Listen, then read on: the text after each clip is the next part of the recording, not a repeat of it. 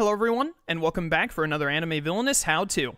In today's video, we're going to be covering how to play as Yaldabaoth from Persona 5, the animation, in Anime Villainous. Yaldabaoth is a false god of control created from humanity's distorted desires of wanting to have someone else decide their fate for them.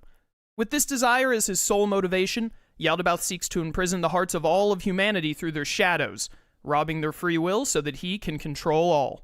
To accomplish this goal, Yaldabaoth comes face to face with the master of the Velvet Room, Igor. Capturing him and taking on his appearance to manipulate the Phantom Thieves, who are trying to reform society against Yaldabaoth's design, a game is put into place, where the winner decides if humanity will be free or held under Yaldabaoth's control. For Yaldabaoth to gain control of the world, he needs to lock up the shadows of humanity in his prison of regression. More specifically, he needs the strongest and unruliest of shadows, to show that none can resist him. In Anime Villainous, this means Yaldabaoth's objective is to have 3 allies with the strength of 8 or more at the prison of regression. Before we get into how you'll be achieving this objective, there's something unique to Yaldabaoth you'll need to know. If you look at his leftmost location, the Velvet Room, you'll see an action there that's new to Anime Villainous, the Infinite Play-a-Card action. The way the Infinite Play-a-Card action works is pretty self-explanatory. It is a play-a-card action you can take an infinite number of times. As long as you have cards in your hand that you can play, this action lets you keep playing them until you run out. You also don't have to play all the cards back to back. You can use the action to play a card, then you can use the Activate action at the Velvet Room, then you can use the Infinite Play-a-Card action again. This unique action is very important to Yaldabaoth's gameplay, and you'll have to make good use of it to do well as him. With that out of the way, let's talk about how to complete Yaldabaoth's objective. Getting allies with 8 strength is going to be tough to do, but Yaldabaoth has a handful of strong allies to make it happen. Those allies do cost a ton of power, though. Luckily, Yaldabaoth has just the thing to handle that, his villain ability. His ability is that during your turn, you may discard 2 allies from your territory to play an ally from your hand to the Velvet Room for free. Notice that this ability is during your turn, not once per turn, which means you can keep using it on your turn as long as you have the allies for it. This ability will be your main way of getting out strong, expensive allies for your objective. Keep in mind that when using your villain ability, however, you must play the ally to the Velvet Room, your leftmost location. For your objective, you need 3 allies with 8 strength at Prison of Regression, your rightmost location. You'll have to move your allies from the Velvet Room all the way over to the prison. So let's start with looking at Yaldabaoth's strongest allies, the Palace Rulers. There are 6 of these allies in Yaldabaoth's deck. 5 of them cost 6 power and have 5 strength, each with a unique ability to gain more strength, while the 6th one is a bit of an exception. First, we'll look at Kamoshida, Madarame, and Kaneshiro. Kamoshida's ability is that after he is played or moved, you choose a hero at his new location. Kamoshida and that hero each gain 1 strength. This makes Kamoshida a strong option when you're being bogged down by heroes, letting you use them to boost his strength quickly, despite the action economy they're costing you. After Kamoshida, we have Madarame, who after being played or moved, has you move a +1 strength token from another ally at his new location to Madarame himself. This essentially has Madarame stealing strength from any of your other allies, whether they're fellow palace rulers or not. Third up is Kaneshiro. After you move or play Kaneshiro, if you have 2 or more power, you pay 2 power and Kaneshiro gains 1 strength. This guy is the power sink ally. He'll demand a lot of power from you, but he's very easy to strengthen as a result of it being so simple. Our other 2 6-cost 5 strength allies are Okumura and Sai. After Okumura is played or moved, you discard an ally with a cost of 1 from his new location, then Okumura gains 1 strength. Yaldabaoth has many 1-cost allies that we'll get to soon. You have so many, in fact, that Okumura should have a fairly easy time discarding them for strength, but in exchange, you'll have less allies for your ability or managing heroes.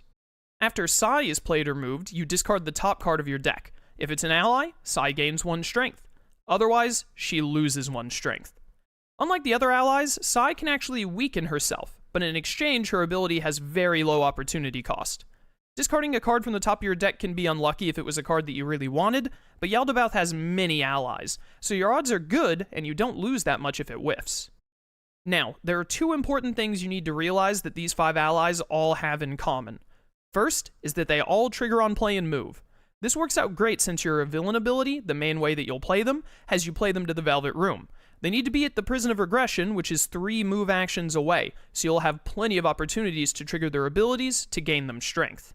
The other major similarity is that they are all mandatory. None of them say may, which means when you play or move them, you have to do their ability if you are able to. For example, if Okumura moves to a 1-cost ally, you have to discard that ally and have him gain 1 strength. You cannot choose not to. It's the same for the other 4. We have one last high-strength ally as I mentioned earlier, which is Shido. Shido is unique because he actually starts at 8 strength, so he already meets the requirements for your objective, unlike the others who need to gain strength. He also costs 9 power instead of 6, making him even harder to play without using your ability. Shido's own ability is likewise different from the rest. Instead of an ability that lets him gain more strength, Shido's ability is that when he is played, you discard all other allies from his location. This is very dangerous, as if you're not careful, you could discard your other palace rulers, even if they've already gathered a lot of strength. Shido's very useful since he starts at 8 strength, but you'll have to be careful about when and where you play him.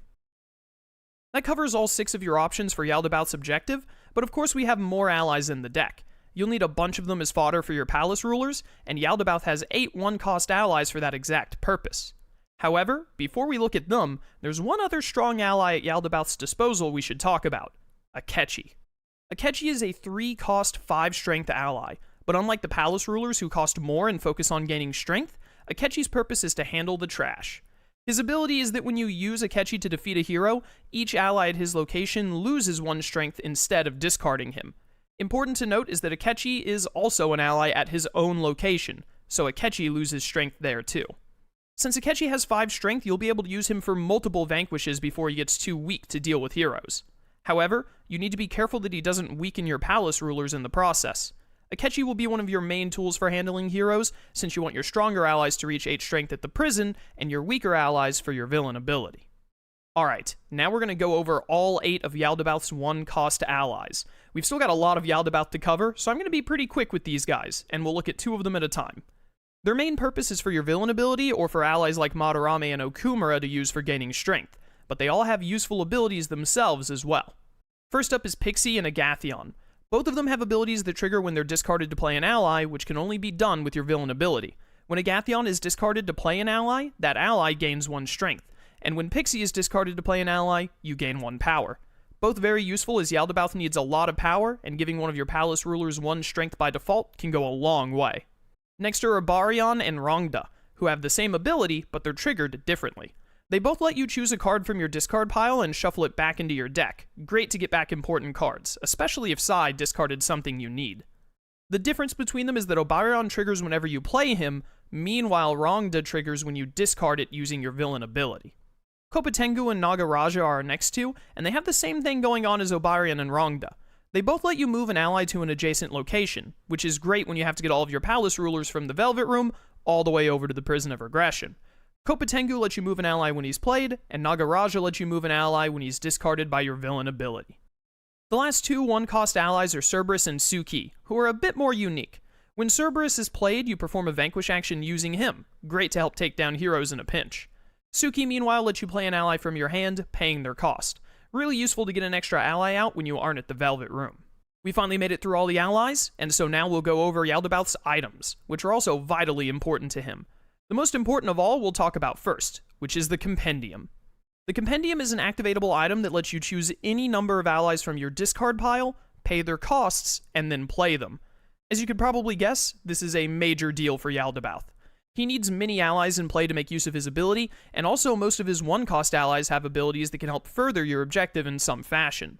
Compendium letting you get those allies back from your discard to continue using them is a huge asset. You'll want Compendium in play as soon as you can. Yaldabaoth also has 2 other activatable items, Gallows and Electric Chair. Gallows lets you discard an ally from your territory to choose an ally. That ally then gains 2 strength. As you can imagine, this is very useful as you need to get your palace rulers to 8 strength, and at the cost of an activate and a weaker ally, you can get them that much closer. Electric Chair lets you discard an ally from your territory to instead gain 3 power. Since you'd often use this on one of your 1-cost allies, it's typically a net gain of 2 power, and Yaldabaoth will be glad for any bit of power he can get to funnel into Compendium for playing out allies. Something you need to be wary of with these activatable items is that Yaldabaoth only has 1 activate action, which is at the Velvet Room. You have no other way of performing an activate, so which item you activate and when is very important, because you only get so many opportunities for it. There are 2 other items that don't require activates, which are Caroline and Justine, the Velvet Room attendants. They both attach to the Velvet Room, and they both have abilities that trigger when you use your villain ability. Caroline makes it where each time an ally is played using your villain ability, that ally gains 1 strength. Justine makes it where each time an ally is played using your villain ability, you gain 1 power. We still aren't done. Yaldabaoth has 2 effects in his deck, Rays of Control and Chaotic Ambition. Chaotic Ambition lets you move an ally to an adjacent location. If that ally is moved toward the Velvet Room, they gain 1 strength. This is a very useful card, as you can use it to either get a Palace Ruler closer to the Prison of Regression, or you can move them a bit further away, but gain them some strength in exchange. Rays of Control is your other option for controlling your territory aside from Akechi. When played, you set Rays of Control aside. On your next turn, when Yaldabaoth moves, you defeat 1 hero with the lowest strength, then all heroes lose 1 strength, and you discard Rays of Control. This is a very powerful tool for Yaldabaoth, so you can imagine why it costs 3 power. This will help you manage your heroes by both weakening them and taking one off of the board. Now let's look at Yaldabaoth's 2 forms, God of Control and Holy Grail. We'll look at God of Control first because it combos with Rays of Control. First of all, you can only play God of Control during Showdown. It gives you a strength of 5 to clash with, and also makes it where when you defeat a hero using Rays of Control, you may play that Rays of Control for free instead of discarding it. This is your main way of cleaning out Showdown once you've achieved your objective. God of Control will let you clash heroes easily, while using Rays of Control to both weaken and defeat them as well. Our other form, Holy Grail, gives you a strength of 2, also decent for clashing.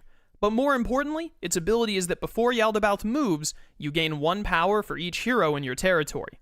If you've been swamped with heroes, this form can let you build up power to try and handle them with cards like Akechi and Rays of Control. Holy Grail is discarded when Yaldabaoth goes to the Velvet Room though, which means to get the most out of it, you'll have to stay away from your infinite play a card and your activate actions. You'll want to stockpile some power with it before shedding the Grail to go to the Velvet Room and make use of all that power, and your original ability. At long last, we have Yaldabaoth's final 2 cards, his schemes Meet with Ruin and Imposter. Meet with Ruin triggers when the targeted player moves to a location that has a hero.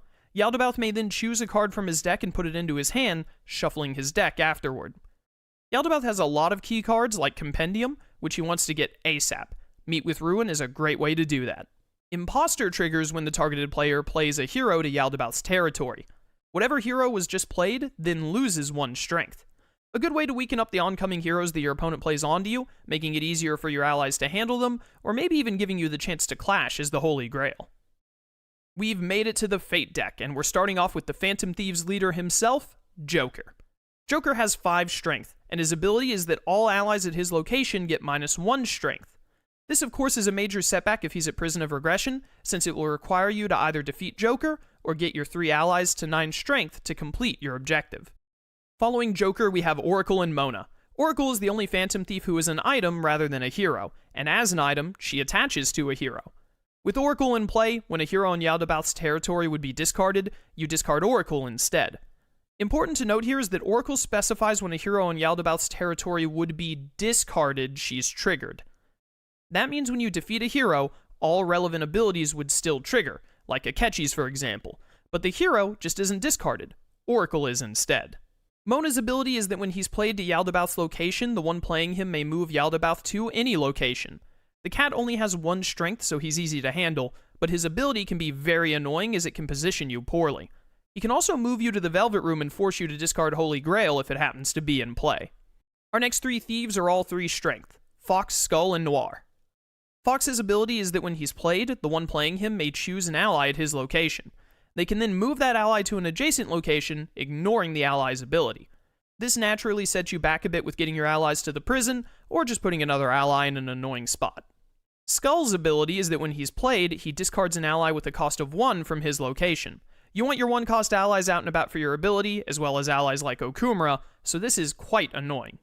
Noir, who is Best Girl, I will be taking no questions on this matter, has a similar ability to Skull. When she's played, she can discard an ally with a cost of 1 from an adjacent location. Same negative as Skull, Noir just positions herself differently than he does. The last 2 thieves are Queen and Panther. When Queen is played, the one playing her may choose a hero at her location. That hero then gains 2 strength. Naturally, Queen can target herself with this ability, which means even if there isn't another hero for her to target, she'll at least be buffing herself. Panther's ability is sort of an inverse to Queen's. When Panther is played, the one playing her may choose an ally at her location, and that ally loses 2 strength. Of course, this is a major setback for your allies trying to get up to 8 strength, or it could just weaken Akechi and make it harder for him to keep your territory clear. We've got 4 effects in a challenge remaining. We're nearly there. The first 2 effects are All-Out Attack and Wild Card. All-Out Attack lets the one playing it choose up to 2 allies, and those allies both lose 1 strength. While Panther weakens 1 ally specifically, All-Out Attack spreads the damage and weakens 2 of your allies in 1 fell swoop, which of course will force you to build them back up. Wild Card is an interesting one. Its ability is that if Joker is in Yaldabaoth's territory, the one playing it discards a hero from Yaldabaoth's territory and plays them to any location.